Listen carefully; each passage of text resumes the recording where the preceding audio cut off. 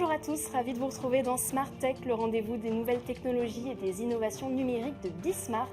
Au sommaire aujourd'hui, coup d'envoi pour Vivatech 2025, le grand salon européen de la tech ouvre ses portes cette semaine à Paris.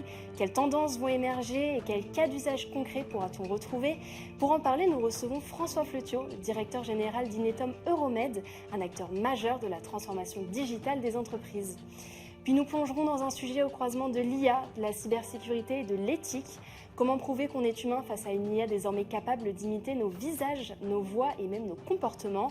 Le projet World ID porté par Sam Altman ambitionne de créer une identité numérique universelle. Comment ça fonctionne et quelles en sont les limites? Pour en parler, Gilles Casteran, président et cofondateur de Memority, et Philippe Rodriguez, dirigeant d'Avolta, seront en plateau avec nous. Voilà pour le programme Smart Tech, c'est parti!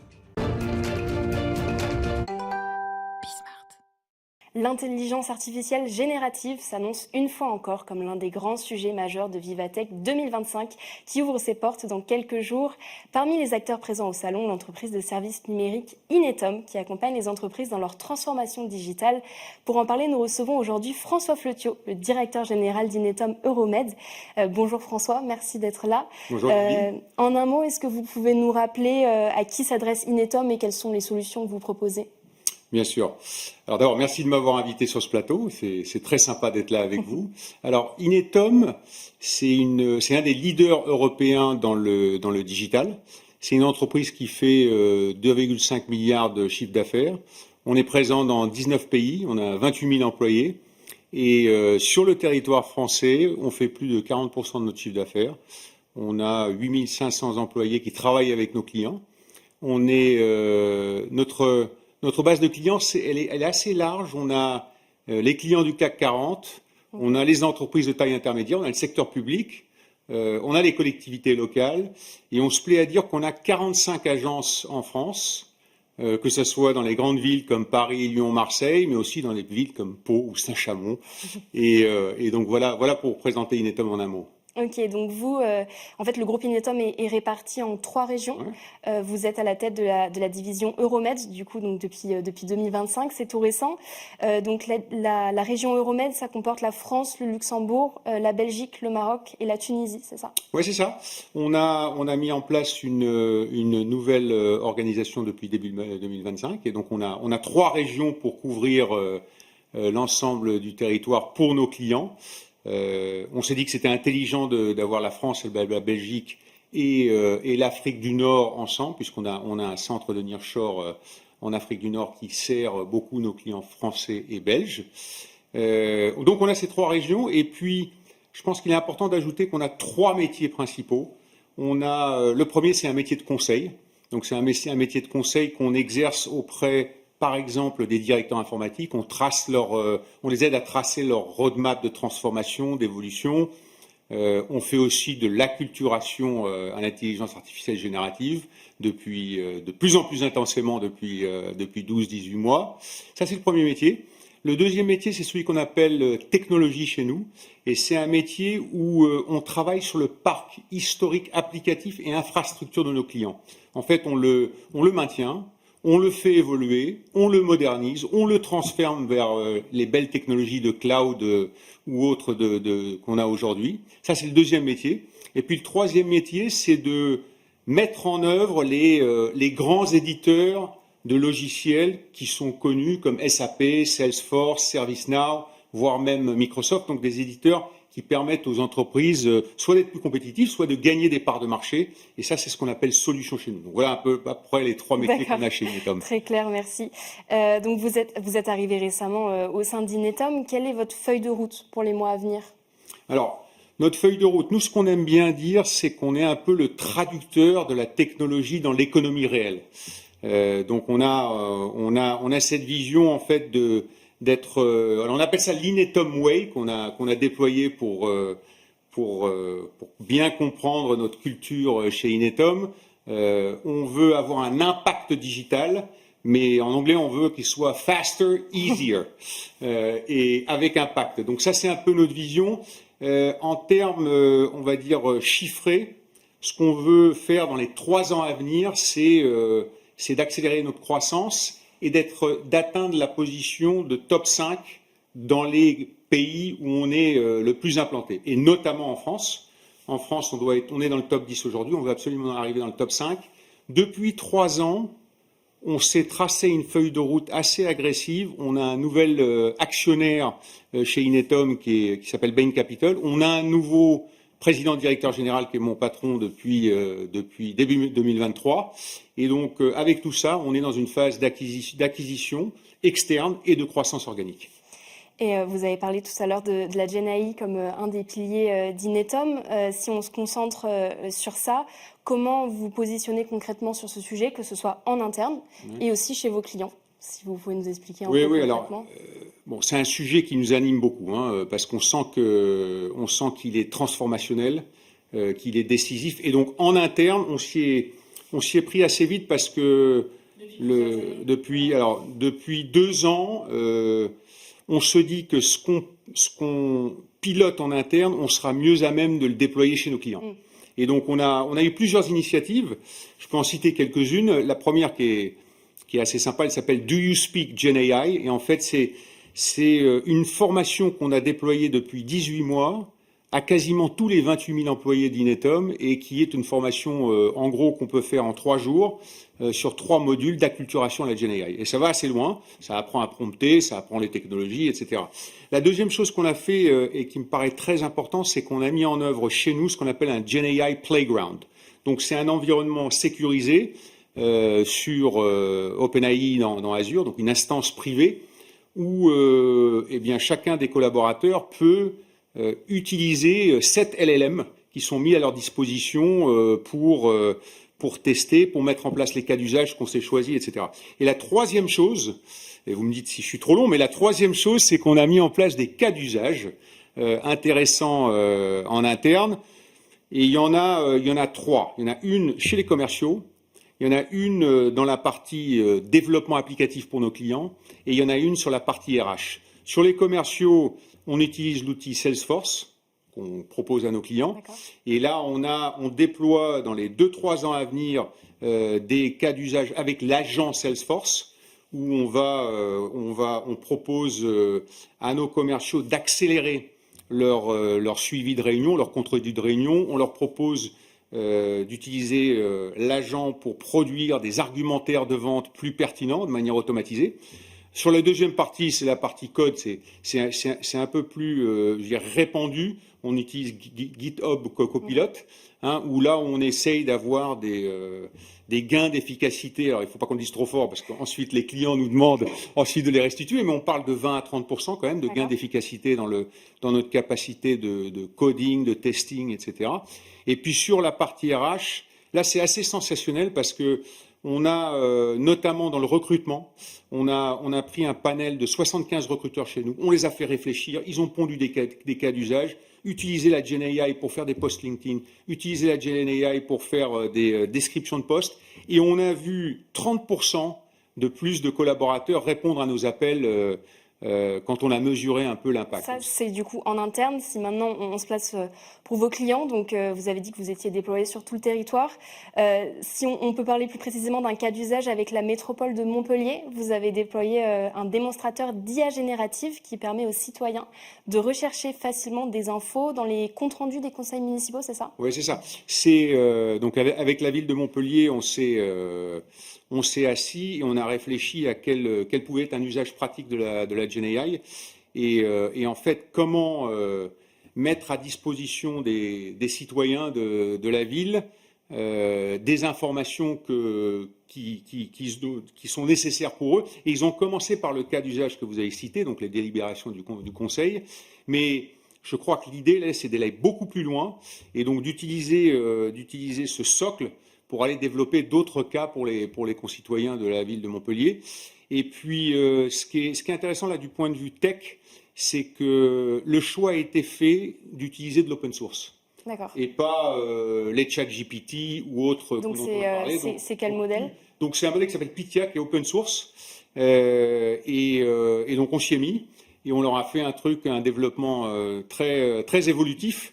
et dont ils ont maintenant aujourd'hui la maîtrise pour aller de l'avant. Et est-ce que ça, c'est un des exemples que vous allez présenter à Vivatech, ou sinon est-ce que vous pouvez nous parler d'un autre cas d'usage Ouais, alors, on en a plein. On en a un autre qu'on trouve intéressant parce qu'on trouve qu'il est représentatif.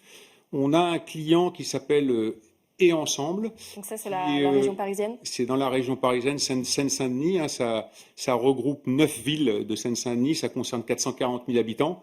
Et alors eux, leur demande, c'était comment pouvoir manager les appels d'offres plus efficacement.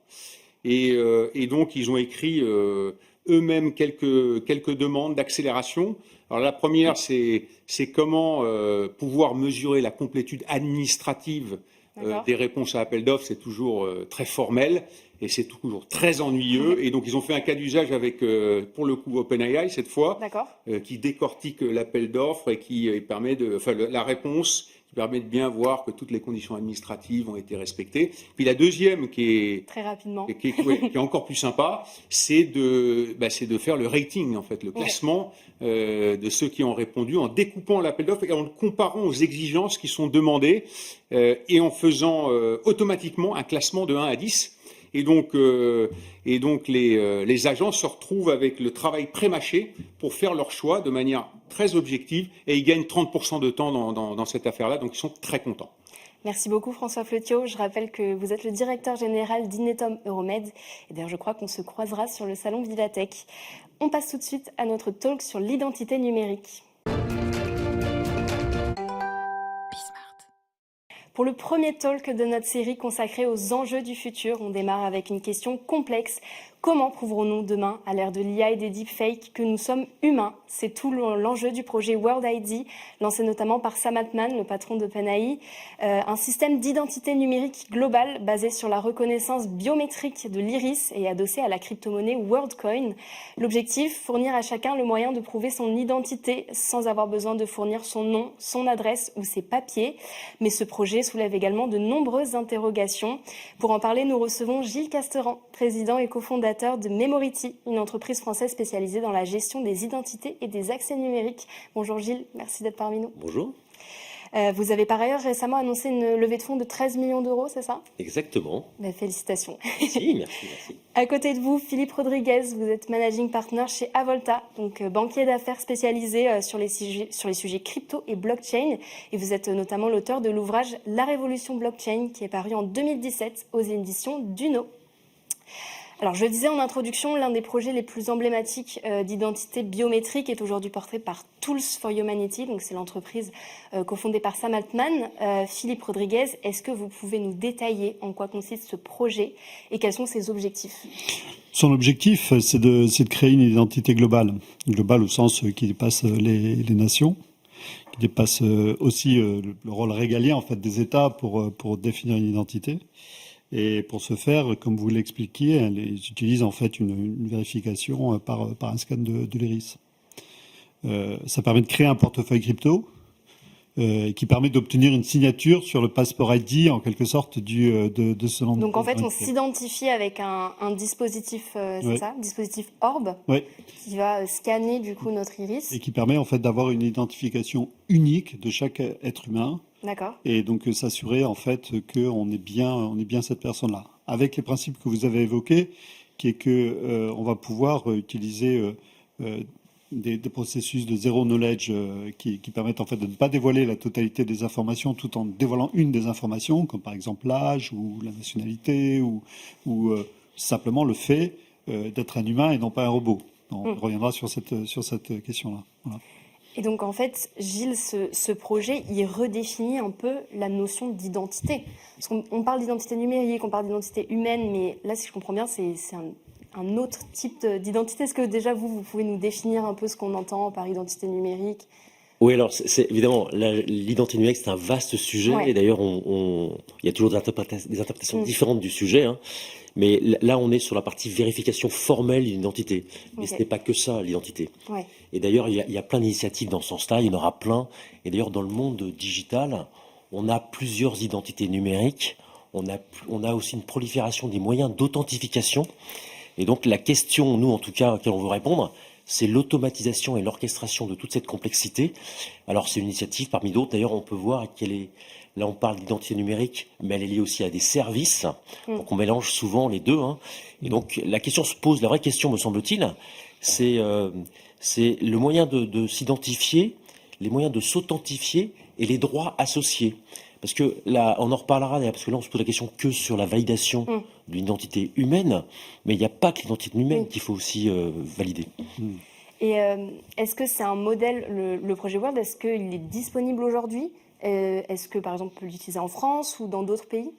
Alors, l'application est disponible dans le monde entier. La vérification de l'identité n'est pas disponible dans tous les pays, notamment la France a demandé, notamment la CNIL, qu'on ne l'utilise pas pour l'instant. Donc, il y a aujourd'hui 30 millions de passeports qui ont été créés, mais seulement 13 ou 15 millions ont été vérifiés à ce stade. Donc on peut chiffrer quand même le nombre d'utilisateurs. Oui, on le retrouve sur l'application d'ailleurs World, on a ces chiffres-là tout à fait précis. Ce qui est assez, c'est une belle traction, on peut dire, notamment par rapport aux autres systèmes qui existaient d'identification globale par des blockchains ou par des processus de type ZK. Et il faut dire aussi que c'est très loin de l'objectif que s'était fixé Sam Altman, qui était d'arriver le projet il a été initialement lancé à 1 milliard d'utilisateurs. Donc on est très loin. Il a été initialement lancé en 2019, c'est ça? Oui, c'est ça. Et donc il a évolué depuis, ouais. Mais normalement, on devrait arriver à 30 millions d'utilisateurs certifiés d'ici la fin de l'année, notamment parce qu'il y a eu des investissements assez forts qui ont été faits pour pouvoir racheter les orbes. Il y en a 10 000 qui vont être distribués, principalement sur le territoire nord-américain, en Amérique du Sud et en Asie, sur 7 500 points de vérification. Mais quel est le modèle économique d'un tel projet? Combien ça coûte en fait ce type d'infrastructure, parce que c'est quand même assez novateur? L'infrastructure, pour les 10 000 orbes, les 7 500 points, va coûter dans les 150 millions de dollars. D'accord. C'est ce qui a été annoncé, notamment par l'investissement qui a été fait par Andreessen Horowitz. Mais au-delà de ça, le modèle, puisque vous parlez de modèle économique, en fait, c'est un modèle dans lequel, comme vous l'expliquez de façon très juste d'ailleurs, il ne s'agit pas simplement d'obtenir une identité, mais d'offrir des services aussi d'identité. Et ces services d'identité, notamment en utilisant les API de World, vont être facturés à partir du 3e trimestre de 2025 et qui vont nous donner normalement de nouveaux revenus en fait à l'entreprise. Et donc si on parle, je vais vous donner la parole juste après Gilles, sur l'aspect crypto-monnaie, quelle est la spécificité justement du jeton WorldCoin? Comment c'est lié à la reconnaissance biométrique? Est-ce que vous pouvez nous faire un petit point là-dessus aussi?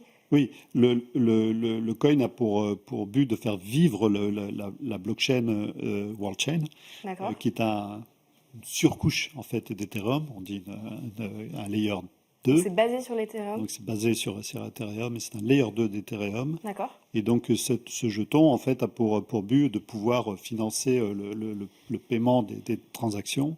Donc ce qu'on appelle le gaz dans la terminologie blockchain. Et donc son but en fait est de s'assurer en fait qu'une valeur soit associée en fait à cette blockchain et qu'elle représente aussi la valeur de cette blockchain. Et est-ce que c'est une crypto-monnaie qui est particulièrement volatile? Est-ce qu'aujourd'hui on peut l'estimer? À combien aujourd'hui, vous savez ou... Oui, comme toute crypto-monnaie ou digital asset, elle doit être volatile. Sa volatilité va être surtout entraînée par le fait qu'un certain nombre de possesseurs en fait de ce coin vont avoir la possibilité de les vendre prochainement par petites tranches. Donc c'est le phénomène de token économie. Et à ce moment-là, ça crée une pression en fait sur la vente. Il pourrait y avoir des baisses de prix et en fonction aussi de l'intérêt par les développeurs qui eux-mêmes ont besoin de ce coin pour pouvoir faire des transactions et notamment payer les API, on va avoir une pression à l'achat. Et dans cet équilibre-là, c'est cet équilibre qui crée en fait la valeur du coin. Voilà, en quelques mots, expliquer la token économie du World. Gilles, je ne sais pas si vous vouliez réagir là-dessus sur l'aspect crypto-monnaie. Non, mais simplement le modèle, mais vous l'avez très bien expliqué, le modèle économique, c'est toujours intéressant, mais on raccroche le principe d'une identité vérifiée avec plein de services derrière. Ouais. En plus, là, on est avec de la crypto-monnaie, donc on voit très très bien le modèle. Donc en fait, c'est un mélange des genres. Et selon vous, du coup, c'est quoi vraiment l'idée de Sam Altman derrière ce projet? Qu'est-ce qu'il cherche à résoudre? Celui qui maîtrise l'identité numérique d'une population importante va pouvoir générer les services derrière. C'est pour ça qu'en fait, la réalité de ce qu'on voit, et l'expérience nous montre, c'est qu'il n'y a pas forcément de lien très très fort entre le niveau de vérification de l'identité et la confiance qu'on génère. Par exemple, on peut avoir confiance, même faire des transactions ensemble, on n'a jamais vérifié notre vraie identité numérique. C'est le principe de la blockchain d'ailleurs. Et voilà, On va faire des transactions entre deux personnes qui se connaissent. Exactement, donc il n'y a pas un lien direct entre ça. L'autre point, il existe déjà plein de façons de vérifier son identité. Alors on a déjà fait du KYC, ce qu'on appelle du KYC auprès de notre banque. Donc dans notre téléphone, il y a déjà une partie des choses qui sont vérifiées. L'État le fait, il y a une identité numérique qui arrive un peu partout. Donc la vraie question, c'est comment on garantit une vraie indépendance, aussi bien pour les utilisateurs que pour les organisations, les États, sur cette orchestration et cette automatisation de tout ça. Parce que comme on raccroche les services, et c'est un bon exemple, là on voit que le modèle économique derrière, et vous l'avez très bien dit, ce sont les services. Par ailleurs, moi je m'interroge, mais pour des spécialistes de l'IA, envisager que je vais m'intéresser à l'identité humaine, alors que avec l'arrivée des agents autonomes, j'ai envie de dire... C'est plutôt paradoxal en fait. Ouais, mais j'ai envie de déléguer à une IA, organise-moi mes vacances, et là, dans ces cas-là, il faut que j'aille capable de lui céder, lui donner une identité, lui donner un périmètre de droit d'usage que j'accepte, et finalement, elle me représente dans des transactions. Donc c'est pour ça que c'est beaucoup plus compliqué finalement que l'identité humaine, le sujet qu'on aura à traiter demain. Je pense en fait que sur l'usage par rapport à l'IA, il s'agit surtout de combattre en fait les méfaits de l'IA. Et s'assurer en fait que lorsqu'un message, par exemple, est posté sur un réseau social, il soit effectivement émis par un être humain parce qu'il est capable de faire son proof of humanity. Donc, il est capable en fait de prouver non pas son identité, mais simplement le fait que c'est un être humain et que ce n'est pas une intelligence artificielle, parce que l'intelligence artificielle n'aura pas d'iris pour pouvoir obtenir son World ID. Mais est-ce que c'est pas un peu paradoxal alors qu'on a quand même un développement de l'IA agentique? On tend vers ça. Non. Et donc là, en fait, c'est comme si on voulait redonner. C'est pas paradoxal, c'est simplement que quand je travaille avec un agent, je veux savoir que c'est un agent, et que c'est un être humain, je veux savoir que c'est un être humain. La question, en fait, est beaucoup plus de savoir, et notamment avec effectivement la croissance des fake news, par exemple, de savoir en fait qui a produit quoi et quelles sont en fait les interactions humaines qu'il y a eu avec le contenu qui est produit. On n'a pas évoqué non plus un dernier point, en fait, qui était aussi le revenu universel, qui était un point important aussi associé à ça, mais qui est une sorte de... Pour l'instant, allez-y si vous voulez nous développer c'est le volet social du sujet, c'est ça. Mais pour compléter, moi, en tout cas nous, ce qui me paraît important, en tout cas de notre point de vue et les convictions qu'on porte, c'est que il faut associer le périmètre d'usage à chaque fois qu'on propose des accès. La question, me semble-t-il, c'est pas qu'elle soit humain ou non humain. C'est est-ce que l'agent ou l'humain qui intervient a vraiment les droits et les habilitations à faire l'action qu'il va prendre, à la transaction et interagir. Et c'est pour ça que nous, on focalise beaucoup sur la partie qui est le management des accès et des identités associées d'eux, et que ça soit humaine ou non humaine.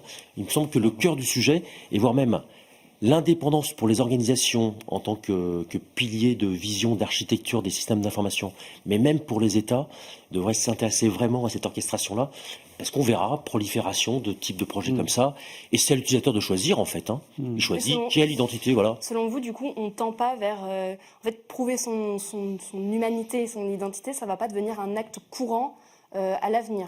Vous pensez qu'il y a... Non, sauf pour peut-être ce processus-là très précis. Moi, je pense que oui, pour le coup. Je pense en fait qu'il y a une problématique aval et une problématique amont. La problématique qui est en aval de ça, c'est la proof of humanity, et c'est la capacité à pouvoir déterminer en fait l'identité en dehors d'un espace régalien.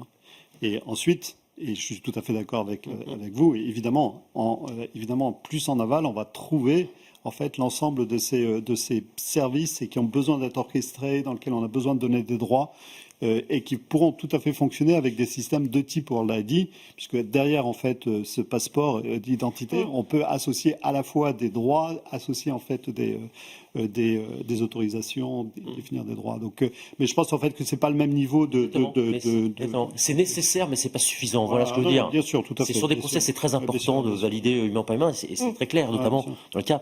Mais ça va au-delà, en fait. Le vrai sujet à traiter va au-delà de celui-là. Pour les entreprises. Je pense que pour les sociétés, le vrai sujet à traiter, ça va être prochainement, en fait, plutôt la lutte contre les fake news, dans l'utilisation en fait ce que ce projet ne permet pas. Ce que ce projet va permettre. Va permettre. Vraiment, okay. ouais. Et c'est pas étonnant que ce soit Sam Altman qui soit derrière, parce qu'en fait, il veut probablement connecter ensuite ChatGPT avec World ID et faire en fait qu'il y ait un processus. Et justement, quelles sont selon vous les perspectives d'adoption de ce projet? Est-ce que vous pensez qu'il va grandir suffisamment? Est-ce que vous pensez que à travers le monde, ça va devenir quelque chose, ou ça va être suffisamment freiné par des réglementations? Comment vous percevez ça? Je pense en fait qu'il y a tout un écosystème d'acteurs dans ces domaines qui ont besoin en fait de cette identification non régalienne de